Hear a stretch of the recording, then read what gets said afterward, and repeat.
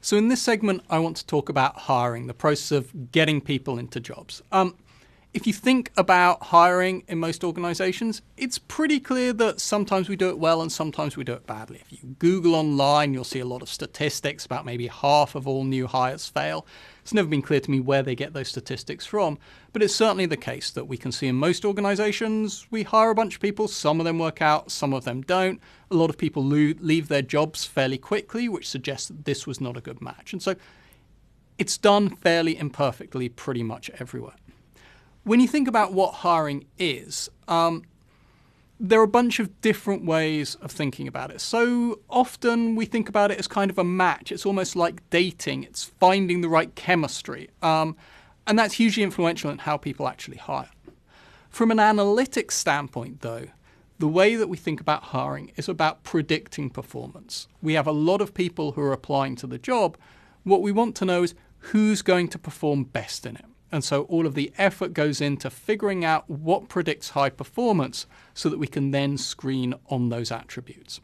What I've got here is a list of different things that companies use in order to try and screen applicants, to try and understand what their performance is. So we see things like job knowledge tests, cognitive ability tests, we use personality tests, reference checks, structured interviews, unstructured interviews, work samples, integrity tests, a wide variety of things that can be used to try and get at this question, who's going to perform well in the job?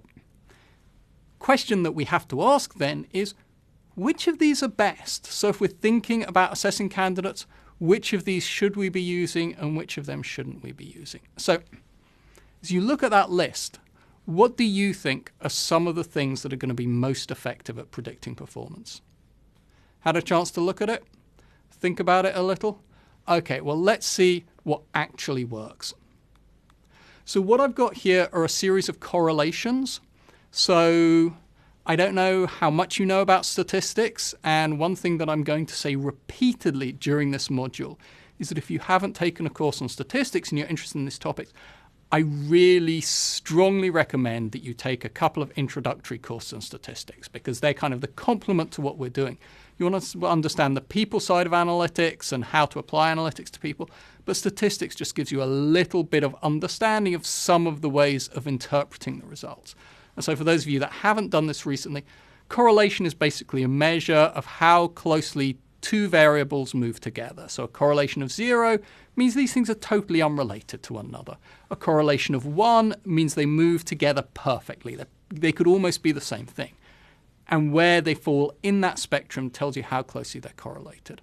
And so what you see in this graph is a variety of correlations. The largest correlations are the things that are doing the best job of predicting performance. Correlation of 0.5 is quite strong. It's, again, not 1. It's not a one-to-one correspondence, but it tells you that this is quite good at predicting performance. When we get down to kind of 0.2, 0.3, that's a lot weaker. And so what we've done here is we've listed in order how the various different assessment techniques actually predict performance. So if you got it right, congratulations, give yourself a pat on the back as long as you're not carrying anything heavy or something like that. If you got it wrong, I'm sorry, but better luck next time. Anyway, if you go through, what you see is that there are a number of things that really do predict performance quite effectively. So more than anything else, perhaps not surprisingly, is work samples. And so some companies, when they hire, they ask people to either produce or perform something like the work that they're going to do. So for example, technical writers, maybe you'll give them a description of a product and ask them to give a sample of their writing about it. I've heard companies hiring analysts maybe will send them a spreadsheet of data and ask them to analyze it, just getting a sense of can they perform the job that they're being asked to do. Another thing that is surprisingly, I would say, effective is cognitive ability tests. It turns out that actually general intelligence is really quite predictive of performance in a very wide range of jobs. And so some organizations will actually have candidates do something that looks like an IQ test. If intelligence is something they care about and drives performance, it's the easiest way to measure it. Okay. Third thing that is seen as very effective is structured interviews. What's the difference between a structured interview and an unstructured interview that comes down at the bottom?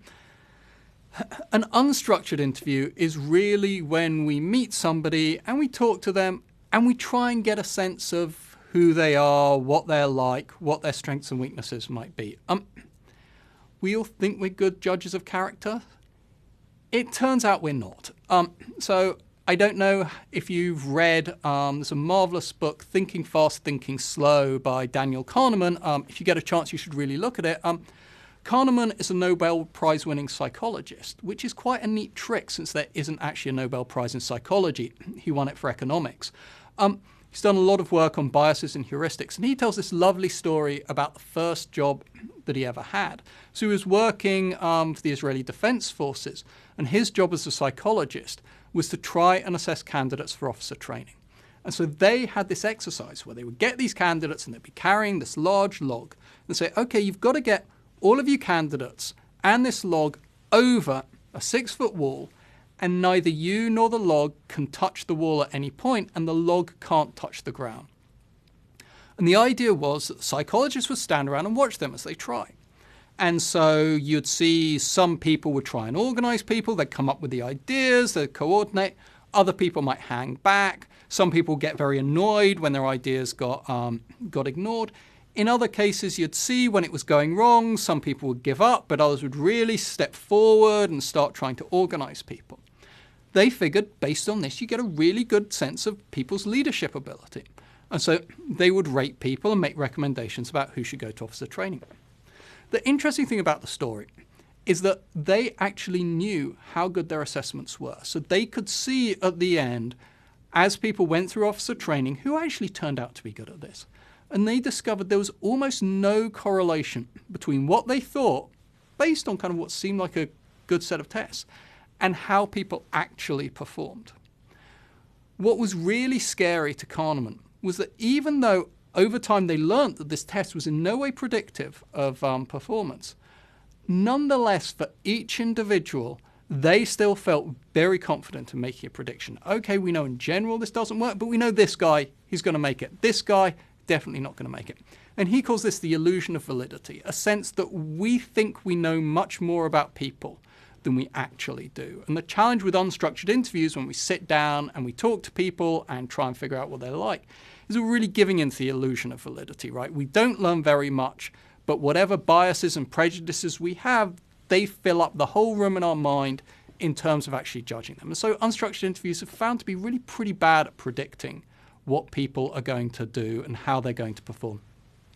Structured interviews, on the other hand, are when actually interviews are designed to assess specific characteristics of the individual and get at whether or not they have the attributes needed for the job. They're found to be fairly predictive. On the other end of the scale, I think something that often surprises people is how ineffective reference checks are.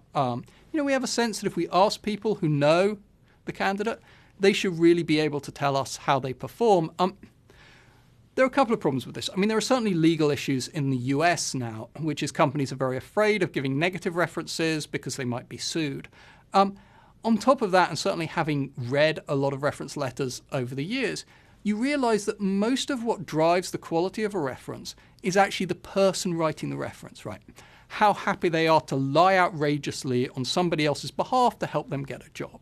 And when you're trying to predict performance and most of the variation in your measure is being driven by the person writing the reference rather than the person the reference is about, it's going to be quite a poor measure of their future performance.